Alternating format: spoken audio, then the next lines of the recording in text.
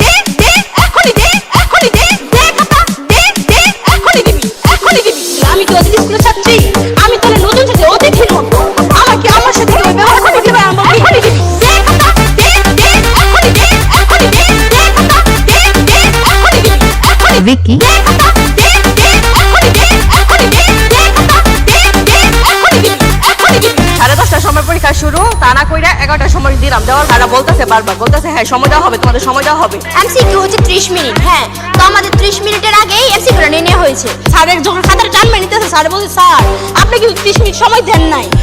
আমরা কিন্তু পাইলাম না তাহলে ফুল সময়